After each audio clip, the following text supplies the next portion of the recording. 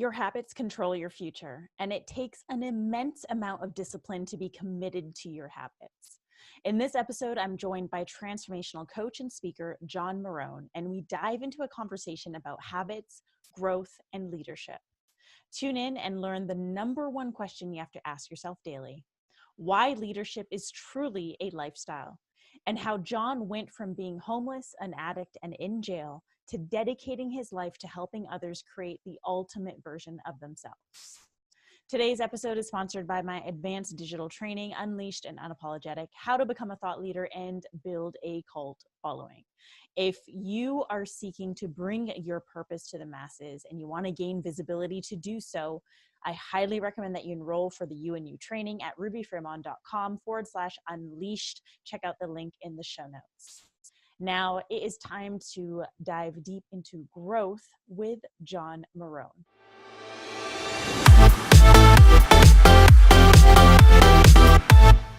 Hey, thought leaders, I am back with a special guest who we connected on Instagram actually just recently. So it's really cool to have him on today's Thought Leader today. John Marrone, welcome to the show. What is going on? How are you doing today? I'm awesome. How are you? I'm doing amazing. Super, super grateful to be on your show. Thank you so much. And glad I kind of slid into your DMs there. That you did. Yeah, it's really cool. What I've been poking around your stuff and looking at the way in which you are showing up online and serving your audience. And it's been incredible just to witness you. And what I can say for certain is that you are relentlessly showing up for your mission. And that is something that I really honor in you. It's something that I think a lot of leaders aspire to do, but don't actually do. I agree. And I think what that comes down to is they haven't found their true self yet. And that's why they're not showing up consistently, because it's that battle within. Shawn Mendes actually watched a commercial. He said something so true. He had said, the hardest thing you could do is be authentically you. And once you find that, though, I mean, it's smooth sailing, but I think it is a struggle that a lot of thought leaders have the issue with, because they have the comparison feel, or maybe what other people are going to think of me. So I appreciate that you noticed it. It's definitely been a process, and I'm glad I arrived. Yeah. It's, what you said about authenticity. Yes, definitely. It's one of the hardest things we can do, but it's also because the majority of the population doesn't know who the fuck they are. Right? Like, you're born into this world, and you're born as you. And then all of a sudden you're projected upon like all these belief systems, this programming, society's view of who you need to be and how you need to do things, putting you in a box. And then all of a sudden we grow up and we're like, hey, I don't know who I am. What is going on? And so we end up with this like moment. And I think everyone kind of goes through this moment, especially if you're in the personal development field, whether you're working in it or you've dove into it. It's that moment of realization of, I don't know who I am. And I need to uncover who that is, because you can't be authentic if you don't know who you are. Yeah, 100% true. Yeah, I mean, you definitely can't. And like you said, it's a process, right? It's definitely a process. And it's that battle that I think that a lot of people don't want to go up against, because it starts getting you uncomfortable, and you start possibly losing some people that you thought were friends. And there's just so many different things to talk about in just that one subject. I mean, we could probably do 5 podcasts with it. Right. Yeah. And so why don't we bring it back? Because I think this is going to be interesting for our listeners. In your past, we've had addiction, homelessness, you've been in jail, there's been violence, depression. And now here you are emerging as a coach, as a speaker, as a thought leader, and really, again, like relentlessly pursuing your mission. So you obviously had that moment of realization, right? Yeah, absolutely. Yeah. And honestly, you would think it would have came a lot earlier, right? From being homeless, like you said, to the addiction. And I mean, I don't know how many times I had close calls, right? Of I should have definitely OD'd, or going to jail and sitting in jail, or sitting there in a motel. I mean, so many things that I did to myself, honestly, that should have woken me up. But what it came down to was the fear of death. And what I mean by that is, so I went through my whole life with being characterized and this emotional, characteristics that were looked on at me as like, hey, look, he's negative. He wants to fight everybody. He's an addict. And that's just who he is and who he's always going to be. So I played that role, and I played that role damn good. I mean, I was the fucking best at that role.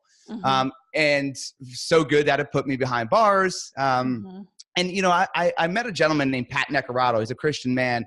And, after everything, getting out of jail and everything, he like basically took me under his wing. Is like, dude, like, you are who I was many years ago, and you're living a life that you're not supposed to live. There's so much more for you out there.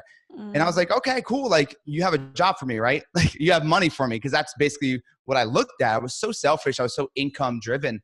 And he said, yeah, but there's two things I'm going to want you to do. I'm going to show you how to uncover who you truly are, but you got to truly go after that.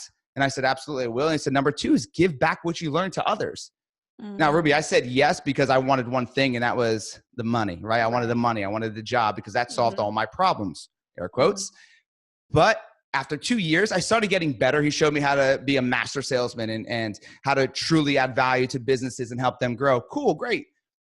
But the problem was I didn't take it as serious as I should until the end of October 2012, where I lived in New Jersey at the time. Hurricane Sandy came around, and being selfish again, being stubborn. Look, I'm Italian. I'm from Jersey. Like, that's a bad recipe for one stubborn ass guy. And that was me.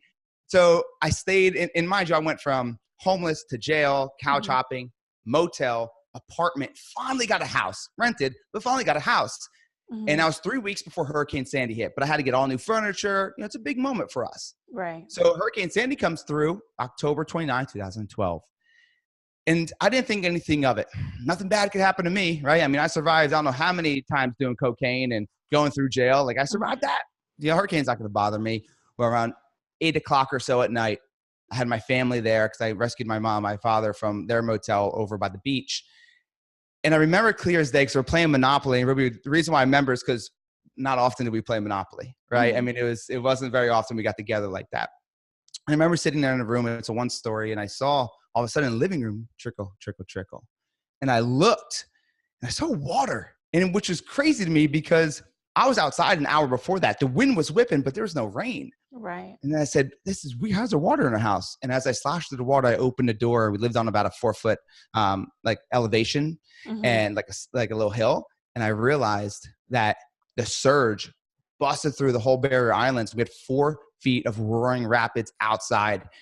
And in that instant, I thought the one thing that really I needed to do, not save my family, but put my furniture up. And so as I'm doing that, the water comes crushing through the foundation, and now it's flooding. I get everybody upstairs, and the ladder of the attic is down, and the water, Ruby's just one rung by the next rung, and you hear dump, dump, dump, and the tree's about to come through the roof, and the water's rising, tree's about to come through the roof, and it's in that moment.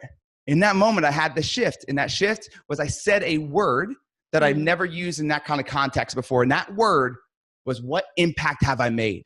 And it kind of surprised me because I looked around and I literally said something I never really even understood the word and what it meant.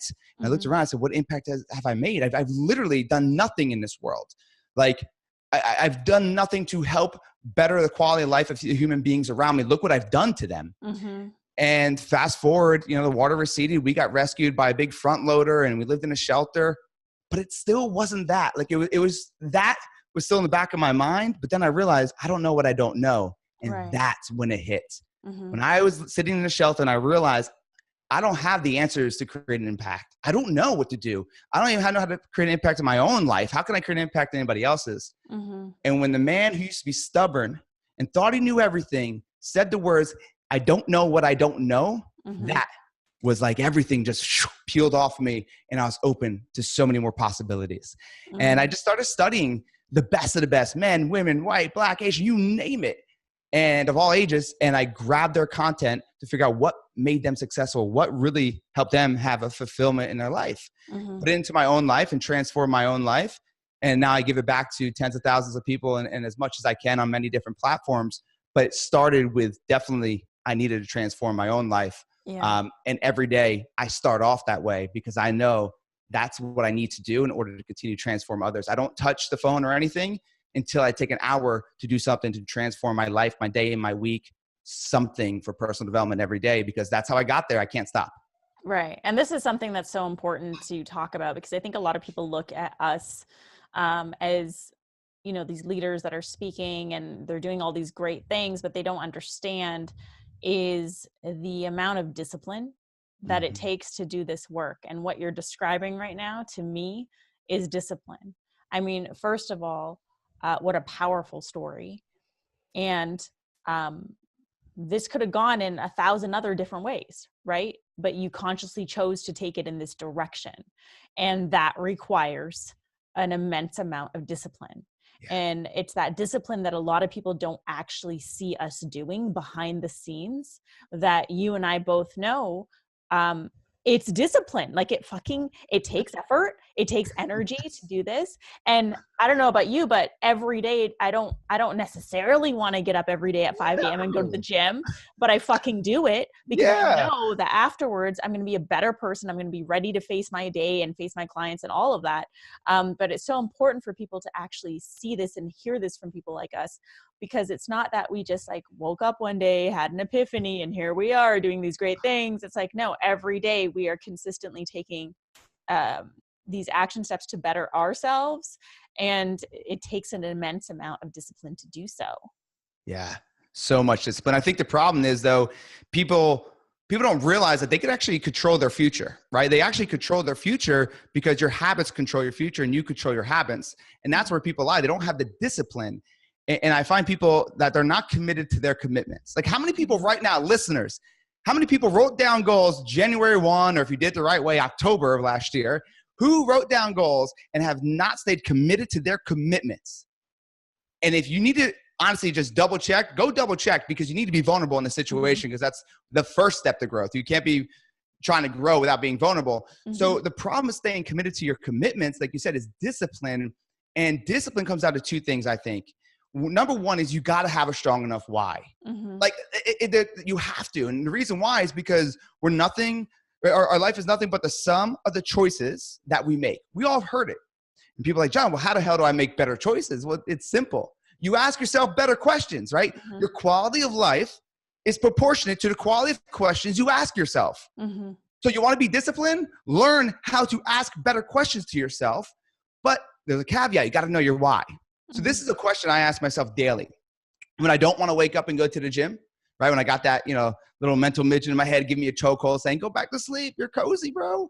Or I don't want to, go ahead and push the extra weight at the gym, or I don't want to go ahead and complete that task. All the things that I don't want to do, but I know I need to do it. What do? I ask myself this one question and change my life.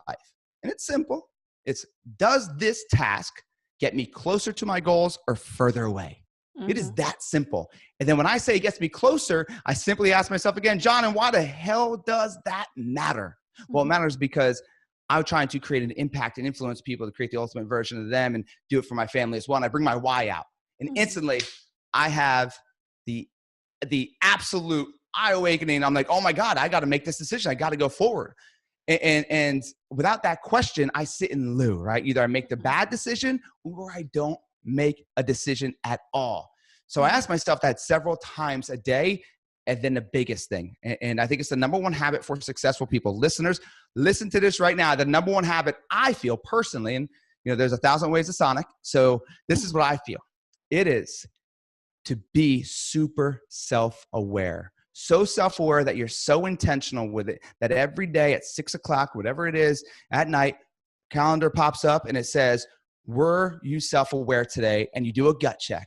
And you say the 3 habits, I always pick 3, 3 is a magic number, 3 habits that I'm trying to either instill in my life or just continue for, whatever goals I'm trying to hit. Those 3 habits, did I actually follow through? And then I write this down. So, okay, let's just say it's waking up at 5 o'clock. Okay, pops up. John, did you wake up at 5 o'clock today? Yes or no? No black or white, guys. Stop with this. Stop lying to yourself. It's bullshit. Like, you're the biggest liar you know. Just admit it. You're the biggest liar you know. It's not your friend. It's not your mom. It's you. So let's just black and white this. Yes or no? If I say, no, I didn't wake up at 5, the next question is, why the hell didn't I? And be real. I got drunk last night. I stayed up too late. I didn't ask myself the right question, whatever it might be. And then the last question is, what are you going to do tomorrow differently to go ahead and wake up at 5 o'clock.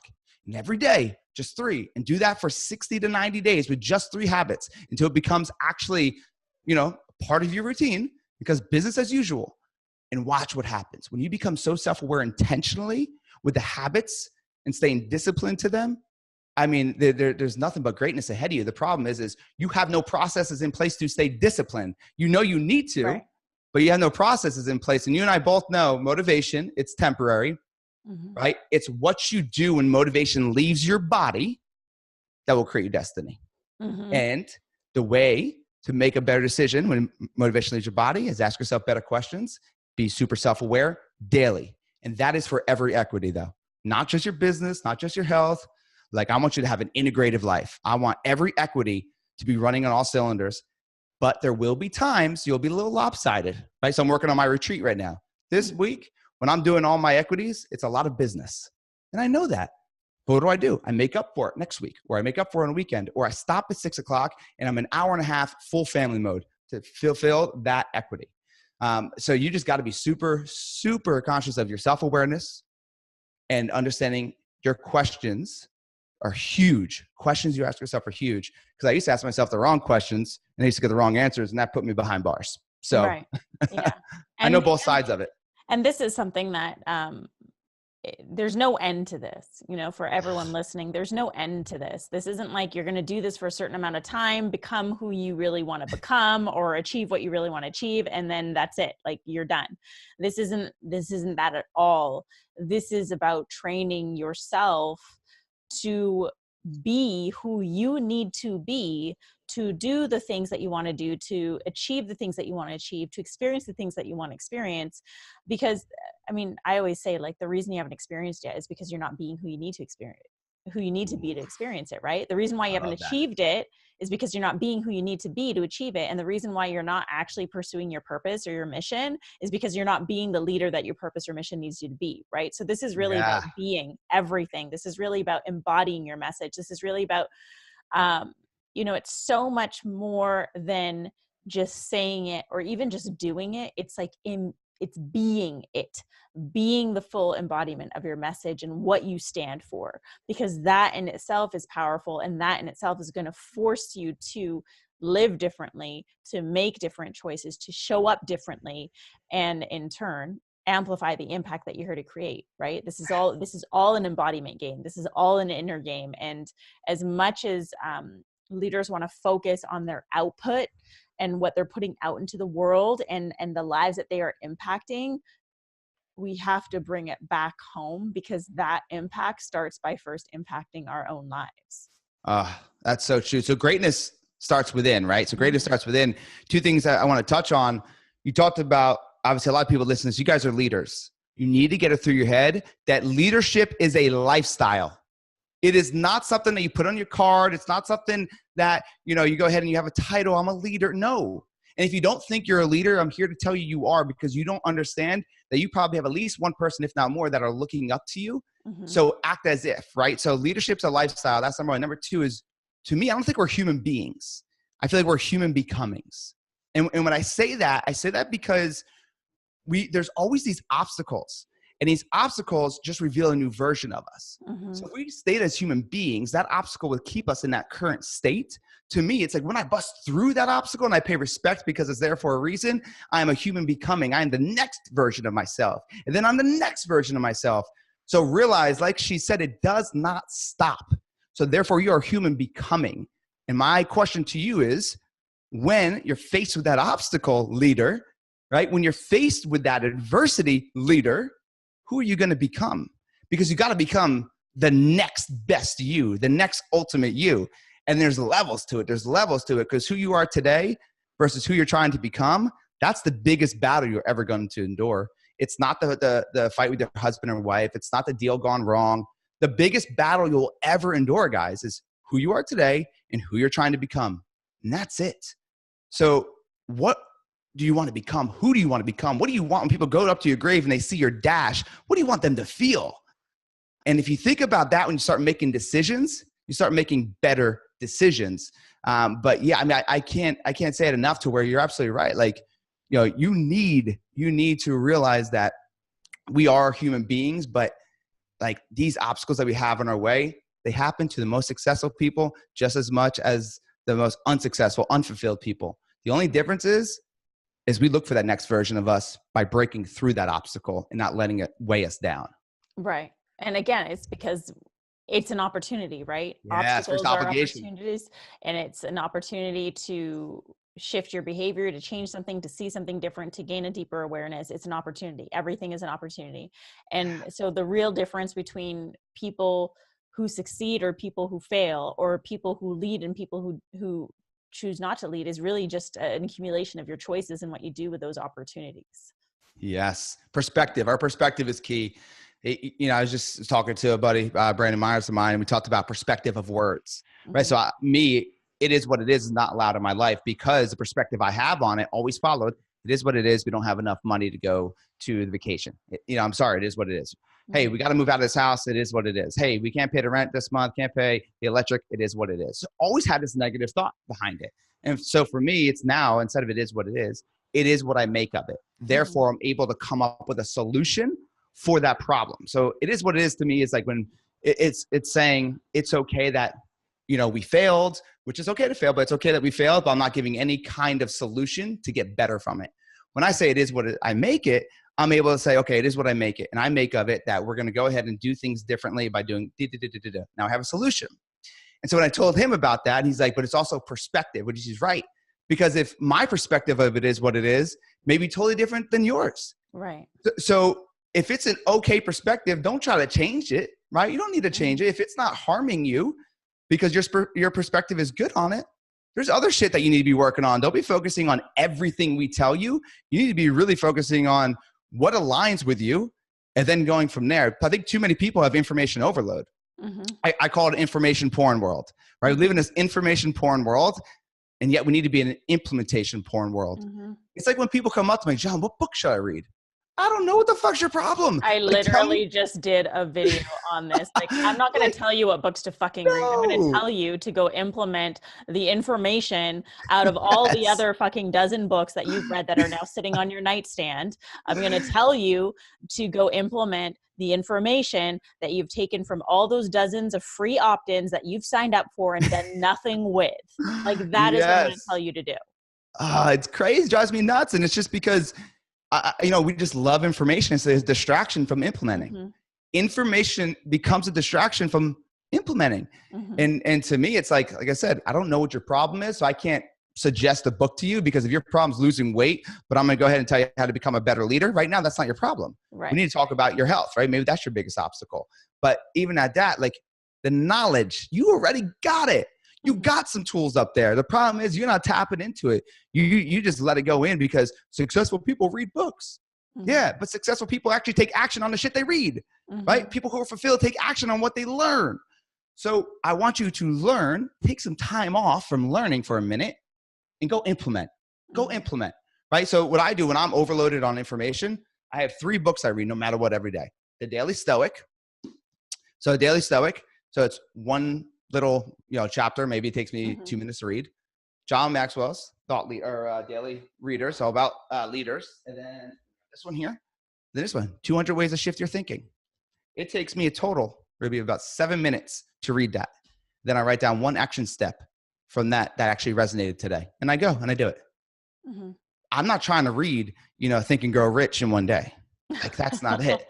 Like, I'm trying to compartmentalize things so that I'm not information overload. And I think people need to do that. I think they just need to realize that you need to take the information we give you and start taking action, because if you're not taking massive, aggressive, empowering action every damn day, you will live an average life. And if you're okay with that, then be average. I'm not here to tell you that it's right or it's wrong. All I know is my family deserves way better than average. And I'm putting myself into some situations where I need to sacrifice in order to make sure that they have the life that they want, and I'm right there beside them, right? So how much are you actually taking action? That's your biggest thing. You're not deciding, you're not taking action. People just fail at that one part. There's 7 levels of change. That taking action level is just the biggest bottleneck for a lot of people. Because that's the one that requires them to actually do something different and be something different. That's the piece that requires you to start being who you need to be to do the action piece.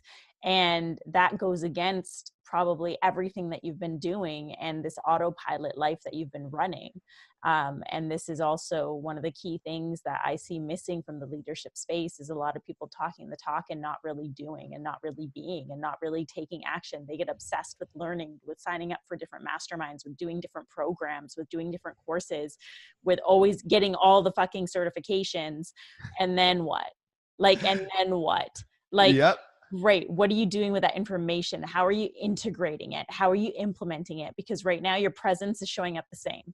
Like that's just how I see it. And so we need to implement and integrate so that our presence is actually amplified into this like next version of who we need to be. And that's what it is. It's just this constant evolution. Like, learning's not a bad thing, but learning without implementing is a waste of your fucking time and energy. Absolutely. I honestly think this is a big reason why people don't take action. Limited beliefs, right? Limited beliefs, because there's something inside of all of us that's greatness. And every time it's about to come out, this limited belief of you're too fat, you're too old, you're too young, you're a woman, you're too tall. Hey, remember when your father raped you, right? Remember when a kid told you that, you weren't good enough? Remember when your husband or your wife cheated on you? And you have this limited belief. It happened, right? For the most part, it probably happened, but you've taken this limited belief and it let you just gorilla you down and hold you down, because every time you're about to feel greatness and you're about to go for it, that limited belief steps in and says, don't take action, stay over here. You're comfortable over here. And it's what our mind does to us. You're comfortable. It protects us, right? You're comfortable over here. The problem comes down to that limited belief, guys, is happening because it was something culturally, right? You grew up that way, an event that happened to you. It might have been something that you said to yourself, but all it is a thought. And a thought is just a thought until you give it life, good and bad. A thought is just a thought until you give it life. Now, this thought you've been thinking over and over and over again of this self-doubt, this self-sabotage, whatever it might be for you listening, it is the thing that is holding you down under the water to where you can't breathe. You will never be able to live the life that you're supposed to live if you don't break through this limited belief. And there's so many different ways to do it, but you got to get real. I need to write down right now, pen and paper, what is the one thing that I know is holding me back? What was the event or the thought that comes to my mind every time I want to take action, right? Every time I want to start my business, every time I want to go ahead and increase my ad spend, whatever the case is, what is the one thing that keeps coming to your mind? And then from there, I want you to do two things. One, I want you to create yourself a strategy around it. Tell me all the shit that you can't, like why you can't do it. Tell me you want to start a business. Tell me all the reasons now why you can't, right? Tell me why you can't. Tell me why you can't. Write it down. And then when you write it down, from there, now you have your obstacles. Let you see into the future. Now look at that obstacle and tell me, what do you need to do to overcome it? Who do you know that has the answers to overcome it? Now you start your search, right? So you have this goal that you want. Now you have all these obstacles, all the reasons why you can't, but there's still that limited belief that comes in your mind, and a way to crush it. And this is what I do. And I do it physically. And this may sound crazy, but every time that limited belief comes to my mind that, my parents' past is my future, that you're not as educated as the other speakers out there, you don't have all these degrees, whatever the case might be, because this shit still happens. I literally visualize it. I visualize this limited belief, and it's just like I put a little face to it and everything, and I see it. And now when I see it, guys, this is what I want you to do. I want you to visualize that limited belief when it pops in your mind.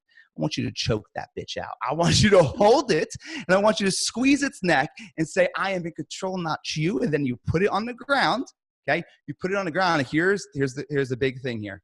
You step over it with one foot, showing that it does not control you. Now with the next foot, you step into action. That is the key that you need to make sure that you have. You grab it, you say you're not in control, you push on the ground, one step over it, the next foot goes into action. Whatever it might be, do one thing to get you closer to your goals, to go ahead and give you a little bit more conviction that you are worth whatever it is that you want, because you're either living life by fear or by faith, right? And hope is one of the most important things in our life. And when a limited belief comes into our world, that hope dies. And when hope dies, you die a little bit inside each and every time. So have a strategy to overcome your limited beliefs on a daily basis. Grab it, push it on the ground. If that doesn't work for you, that's fine, but find something that does, because until you are able to shed those limited beliefs in the moment, you'll never truly be able to take the action that's needed to create the ultimate version of you. Right. Well said. And reminder, sometimes the action is what actually sheds the limiting belief. So just do it anyway. Yes. Um, Yes.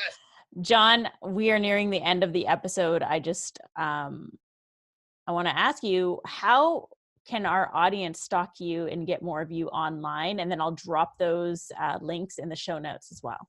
Yeah, absolutely. So on all social media platforms, it's at Real John Marrone. So it's at Real JOHN MARRONE, and that's on social media for Instagram and Facebook, YouTube, you name it. I'll be on there. And then my podcast, The Power of Progression, on all podcast platforms. Amazing, amazing people on, just like yourself, Ruby. Ruby's coming on here shortly, and amazing thought leaders, business owners, people that have overcome major adversity. And the whole point of the podcast is to help people get actionable tools to be better today than they were yesterday. Very similar to what you're doing here.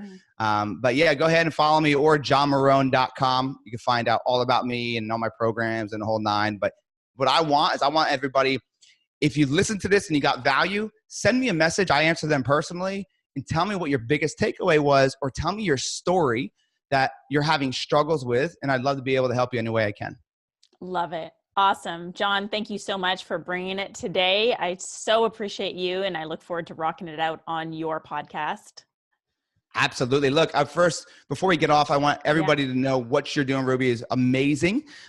Putting the time and effort into these podcasts and into your social media like you do, showing up for the people that need you when you don't even know that they need you. It's not easy. So for doing that on a consistent basis, and being true to yourself, it's very honestly rare to find that in our space, and just being candid here.